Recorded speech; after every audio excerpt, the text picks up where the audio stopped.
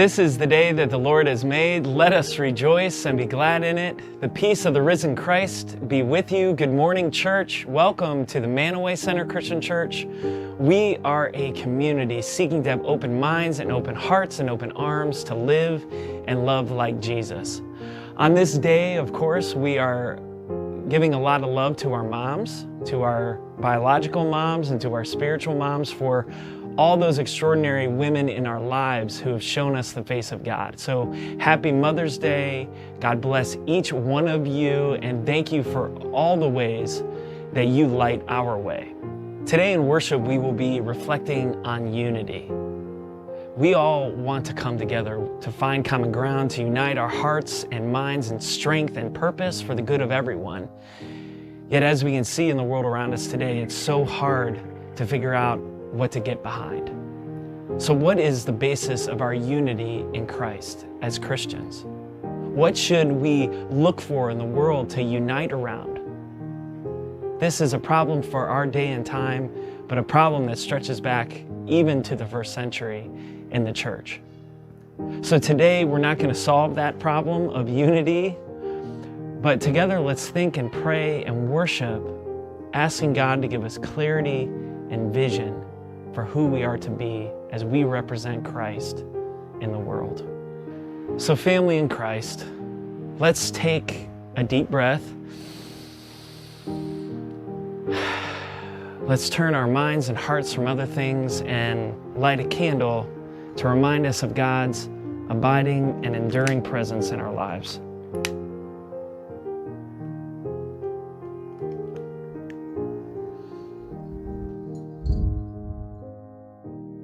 Hello everyone, Ephesians 4:1-6.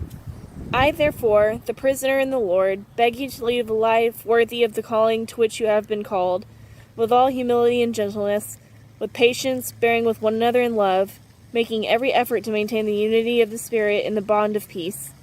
There is one body and one Spirit, just as you were called to the one hope of your calling, one Lord, one faith, one baptism, one God and Father of all, who is above all, and through all, and in all.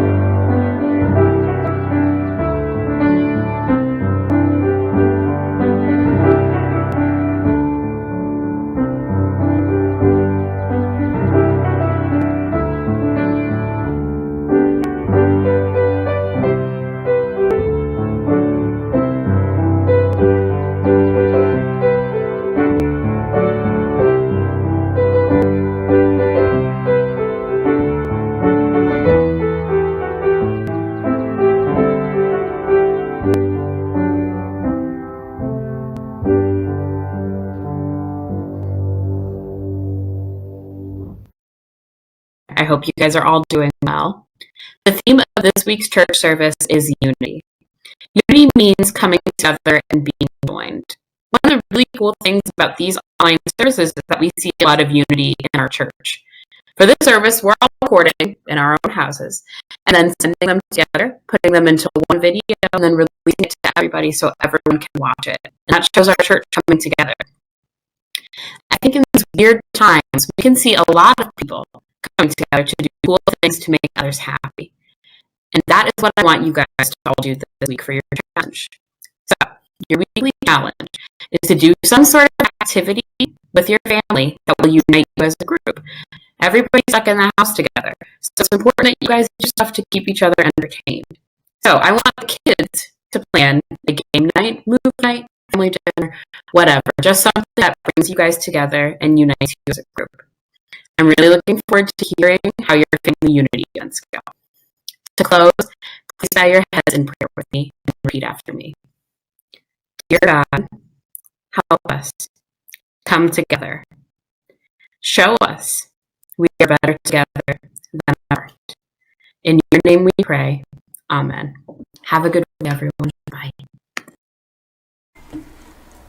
Good morning, church. This morning, as I sit in my home, I'm thinking about you and praying for you and hoping that you are finding rest and peace and happiness in this time with you and your family or whoever you are sheltering in place with. I know that I dearly miss getting to see you and pray with you in person. The prayer that I'm going to do today is actually a poem that I wrote, and it's kind of modeled after the way that the Psalms were written in times of distress in the Bible, so I hope that you enjoy it. You can let me know what you think. All right, as we enter into an attitude of community prayer, I invite you to roll your shoulders back away from your ears. Align your spine in whatever position feels the most comfortable for you. Unclench the muscles of your jaw and allow your tongue to pull back away from the top of your mouth. Take a deep breath in and out as we go to the divine in prayer. Creator God, all you ask of us is faith the size of a mustard seed. Small, considered a weed by some for its dogged growth in the cracks of the established, breaking boundaries where invited and not. A task that seems so easy, and yet in practice is so hard. To grow, we must first be buried. As the light is blocked out by the soil that will strangle us, soil that will nourish us, soil that will temporarily separate us from being able to see your vision, we cry out in the darkness. Where is our Creator? Why have we been left alone? We are afraid. We grieve our previous closeness to each other, other seeds from the same plant, other seeds from the same package. We mourn the loss of the other, not knowing that they too have been planted 6 feet away and smothered in their own darkness. To grow, we must first be watered. A torrential downpour soaks through the hard shells we've built around ourselves. The water cracks us open, shattering long-held beliefs for better or for worse. And it comes every day. Medical professionals opening up about their exhaustion, their grief, their sanity. The news telling us another record of deaths has been set, the stay-at-home order being extended yet again. We are cracked open by the water and grow in every direction we can stretch, searching for your light in the darkness, not even realizing we are changing, only aware of the pain of new growth. And Lord, will we grow? We will fill the spaces we are given, as we recognize that for the plants around us to survive, to thrive, to be given the chance at life that so many of us take for granted, they need their own space. We will live in our own spaces, despite the discomfort as our roots start to overlap, despite the revealing that not all our pots are created equal, despite the grief that some seeds we were planted with will never have the chance to flower. In the grief, in the discomfort, in the anger, we do not even realize that we have finally grown back into your light. To survive, we must receive sunlight. Some days remind us of a lazy summer. We see street parades and news of masks being made, babies being born, little streams of sunlight that warm us with comfort. There are days, though, where we feel scorched. The light is too bright and too close. We are burned by the tempting mirage of returning to a normal that never truly existed. We are burned by privilege, taking for granted the home that we can shelter in, the non-essential jobs that take care of their employees from home, and access to health care. In our rush to grow, will we remember that not all plants can handle direct sunlight? Can we balance our times in the light and the shade so that every plant in the garden can survive? Cultivator of this cosmic garden, you ask us for faith the size of a mustard seed. You promised to tend us, giving us space on the vine. However, you never promised us a pleasant growth. Give us the strength to weather the process. Give us grace when we steal another's sunshine. Give us wisdom to know that darkness is not inherently evil and light not the ultimate good. May we look to you for direction on how to best thrive in the garden in the coming months. And now, Lord, hear us, your people, as united we pray the prayer that your Son taught us, saying, Our Father, who art in heaven, hallowed be thy name. Thy kingdom come, thy will be done, on earth as it is in heaven. Give us this day our daily bread, and forgive us our trespasses as we forgive those who trespass against us. And lead us not into temptation, but deliver us from evil. For yours is the kingdom, and the power, and the glory forever. Amen. Amen, church. Our scripture is from Paul's first letter to the Corinthians, chapter 1, verses 10 to 18. Listen, listen, listen for a word from God. Now I appeal to you, brothers and sisters, by the name of our Lord Jesus Christ, that all of you should be in agreement and that there should be no divisions among you, but that you should be united in the same mind and the same purpose. For it has been reported to me by Chloe's people that there are quarrels among you, my brothers and sisters. What I mean is that each of you says, I belong to Paul, or I belong to Apollos, or I belong to Cephas, or I belong to Christ. Has Christ been divided? Was Paul crucified for you, or were you baptized in the name of Paul? I thank God that I baptized none of you except Crispus and Gaius, so that no one can say that you were baptized in my name. I did baptize also the household of Stephanas. Beyond that, I do not know whether I baptized anyone else. For Christ did not send me to baptize, but to proclaim the gospel, and not with eloquent wisdom, so that the cross of Christ might not be emptied of its power. For the message about the cross is foolishness to those who are perishing, but to us who are being saved, it is the power of God. For it is written, I will destroy the wisdom of the wise, and the discernment of the discerning I will thwart. The word of God for the people of God. Thanks be to God.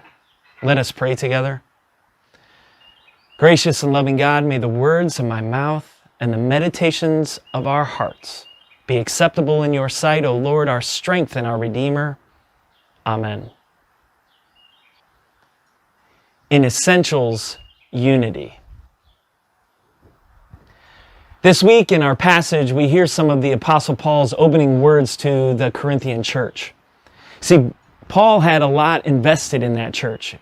He was there for 18 months. He preached and taught and gave them the message about the risen Christ. So who they are, their way of being, everything they did would somehow reflect Paul's teachings, right? Now he's thankful for them and he believes in them, but he also sees that they have some issues. Now, of course, we don't know exactly what's going on. It was 2,000 years ago, and all we have is Paul's letters. But it is clear that there are different teachings floating around depending on who they originated with. You know, maybe Apollos had a different view on something than Cephas or Paul. So in order to solve their differences, of course, the church sat down together. They did nonviolent communication exercises, and they all found peace and unity in our Lord Jesus Christ. No. Not so much, right?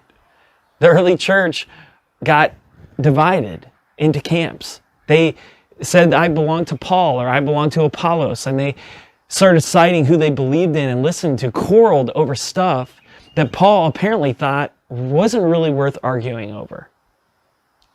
Now, on the one hand, I find that a bit comforting, right? Ever since the beginning, the early church didn't agree on everything. And so we see that in the body of Christ today. Somehow, some way, though, the gospel still got proclaimed and Jesus was still made known. But on the other hand, of course, I find this, to read about this all the way back in the first century, I find it disturbing. Why is it so hard for humans to agree on what is important? and then devote our energy into that direction. You'd think that the church would have figured that out by now. Now, human beings have always found extraordinary ways to disagree with each other. Religion, culture, politics, money, whatever it takes. We just can't seem to help ourselves, always struggling to see the big picture and to figure out what really matters. In seminary, I heard this phrase that I want to share with you today that I really connected with, but also have been vexed by over the years. The phrase is, in essentials unity, in non-essentials liberty, in all things love. And it's a wonderful idea. The original iteration of this was coined by a German guy named Peter Meiderland way back in the 1620s. And there are some debates about its origination, but Peter was a 17th century Lutheran theologian, and he lived in a really, religiously divisive and changing time. But a real important part of this was that in Europe during the time, they were embroiled in the 30 Years' War. And by the end of that 30 Years' War, in 1648, there was over 8 million fatalities. From military violence, famine, disease, all the things that come with war. 8 million people. And it turns out that religious tension between Christians had a very strong hand in starting it all. And so Peter finds himself in this devastation, and so many other theologians and people that are thinking about this time. So those words, in essentials unity and non-essentials liberty, in all things love, was not just this cool theological idea that would be later adapted by so many traditions, but maybe during that time it was an absolutely desperate plea for people to find some way to come together, because people's lives were at stake. Here we are in the 21st century, and of course our problems with coming together remain. Think about the current situation that we're in with cultural and political wars still raging. We're trying to figure out what's essential for us. There's questions being raised about masks, about wearing masks, about PPE, about the pace of reopening, about all of our responses to all the varying different situations that we find it all in. And yet we just can't figure it out. So as much as I love that quote, in essentials unity, etc., there is a powerful weakness in it. See, the problem is, who gets to decide what is essential? Who gets to decide what is most important? Is it everybody for themselves? Or is it a certain group of people? So often we give that power to those who hold power, who have prestige, who have privilege, leaders of our politics and economy, religion and celebrity. Most often, those people are disproportionately represented by race and color and creed and wealth. A lot of times these voices are only from people who are motivated by money, motivated by keeping their power and influence. These voices come from people for whom the question, what's good for me and mine, is the first, second, third, fourth, fifth, sixth question that they ask themselves. And my goodness, all around us, so many voices proclaiming that our individual liberty comes over everything else. What is good for me must be good for everybody, and if not, it should be survival of the fittest.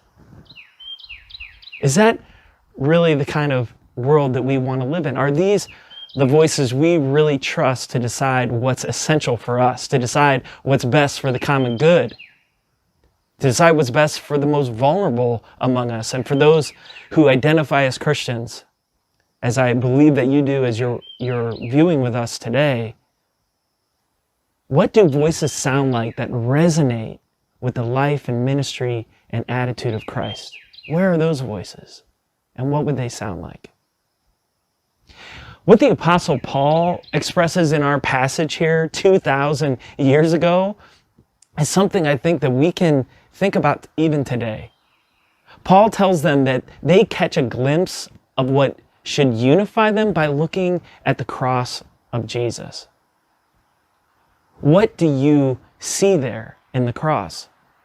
Now, in the first century, that cross was meant for intimidation and fear and death.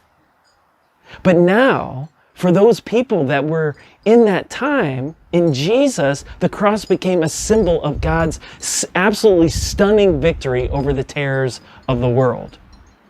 What had been meant to exert power and domination would be proclaimed ineffectual and powerless. What was meant to instill hopelessness in the people now became a sign of new life and God's redemptive purpose. It was an absolutely stunning reversal. We cannot forget that when we read the story of the gospel.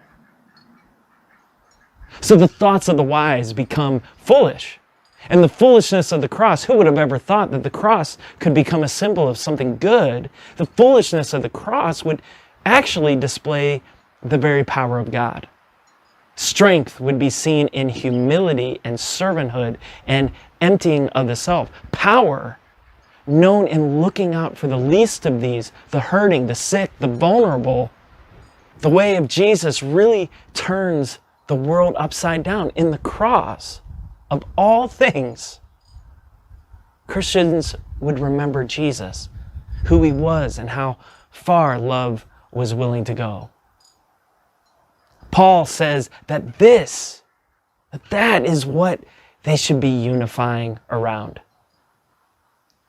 Now, Paul didn't just write this to the Corinthian church, he also shared it with the Philippians, and he said it so beautifully to them, and I want to read it to you.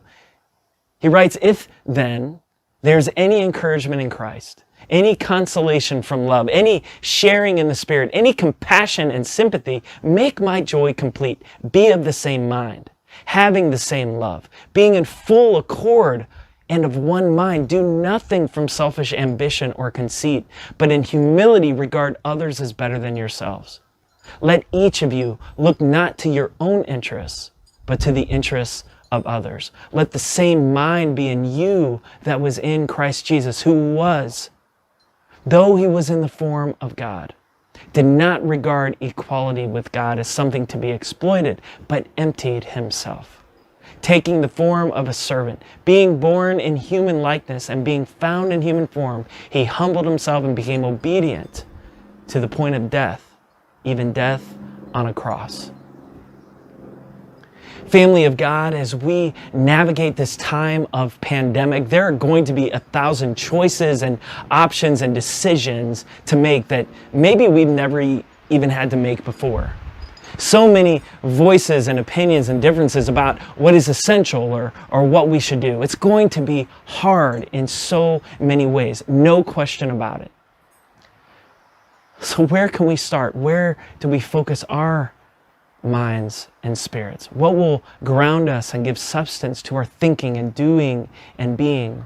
What can we really unify around as a people? So as a Christian, might we center our minds and hearts on the attitude of Jesus? To keep the cross before us that reminds us that the humble, the least, the servant of all would embody the gospel and display the power of God. That we might not look to our own interests, but to the interests of others, to empty ourselves for the good of all, and especially the vulnerable, the poor, and the least of these. These are such difficult times.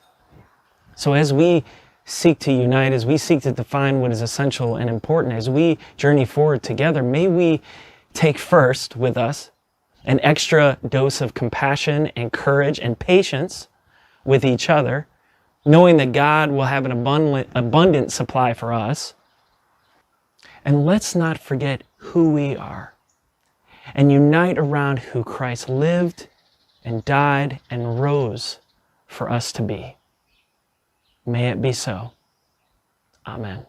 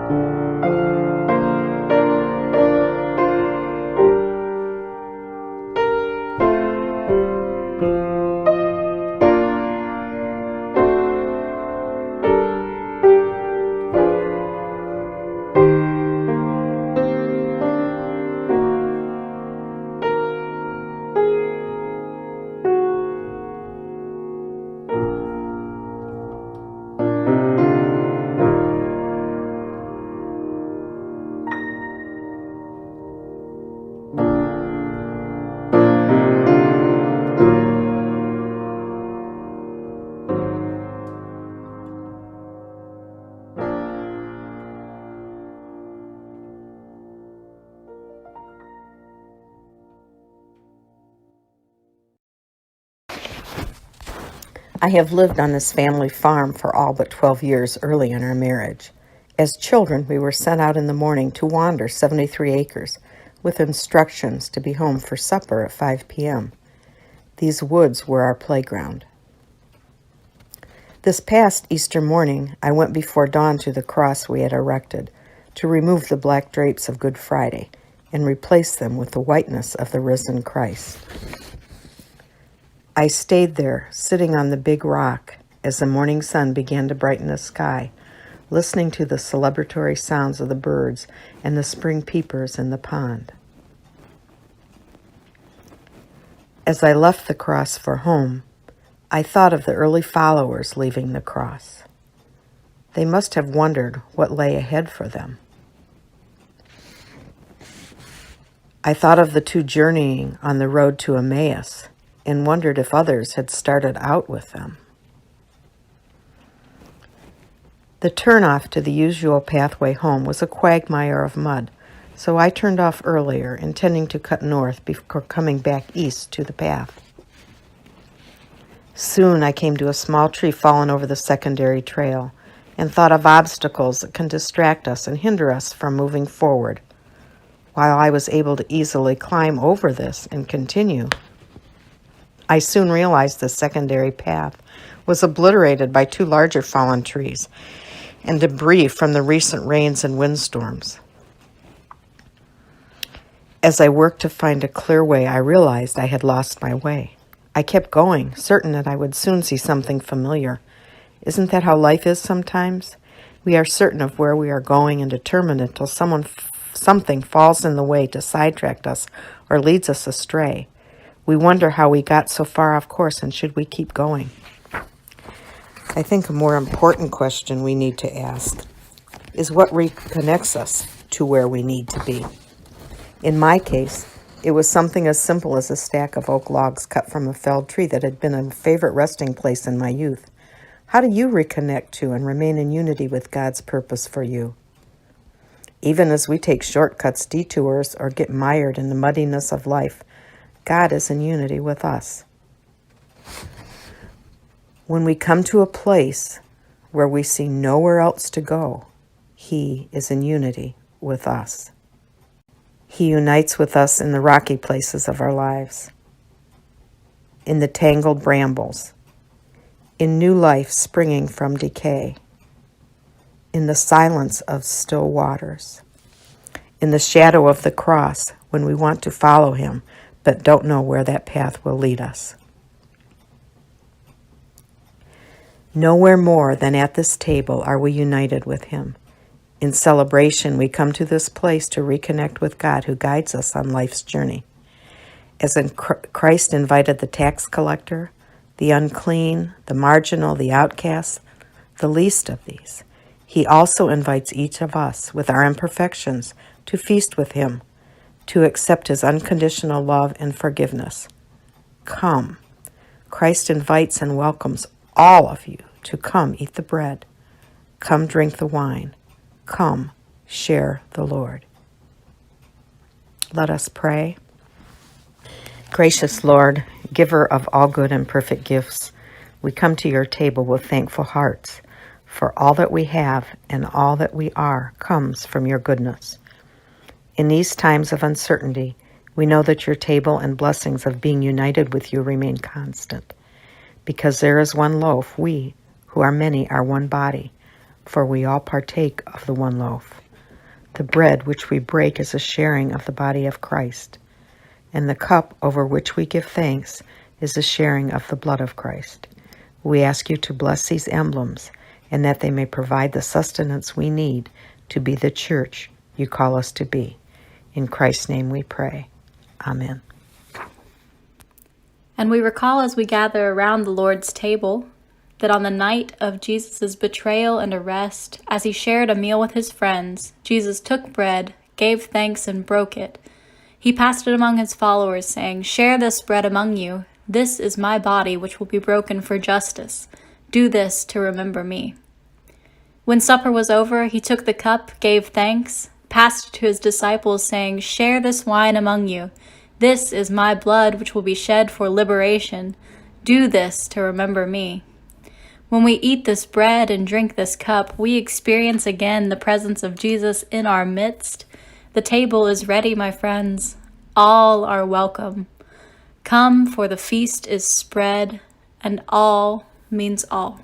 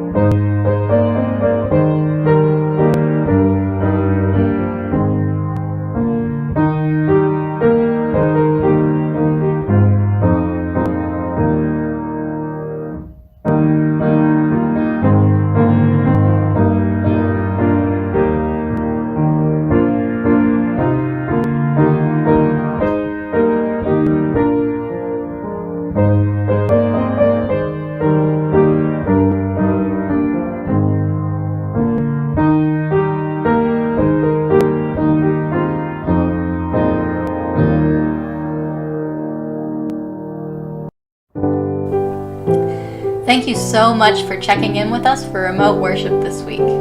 If you're new to Manaway Center and would like to see more of our videos, feel free to subscribe to our channel where we'll post worship videos at 9:30 on most Sundays until we can meet again physically.